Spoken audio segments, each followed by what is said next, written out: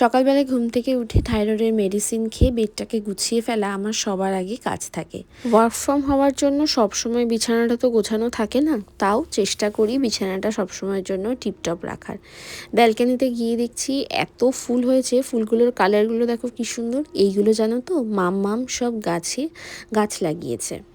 মাম্মামের হাতে খুব সুন্দর গাছ হয়, এত ভালো যত্ন করে গাছগুলো রাখে। আমিও একটু একটু মাম্মামের থেকে শিখে বেডরুমের জানালায় অনেক গাছ লাগিয়েছি।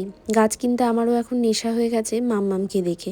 মাম্মাম সবসময় বলে, দেখবি গাছ গান এর মধ্যে থাকলে মনটা কোনো সময়ের জন্য খারাপ লাগে না।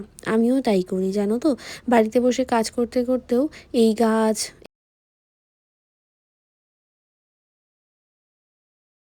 ঘর গোছানো, গল্প, অফিসের কাজ সব কিছু নিয়ে আমার সময়টা ঠিক কেটে যায়। জানো তো আমি খুব শৌখিন মানুষ, আমি অনেকটাই শৌখিন। আমার যতটুকু আছে ততটুকুর মধ্যে আমি নিজের শৌখিনতাটাকে বজায় রাখার চেষ্টা করি। তার সাথে সাথে আমি রূপচর্চা করতেও ভালোবাসি। এখন 5টা বাজে রূপচর্চা করছি।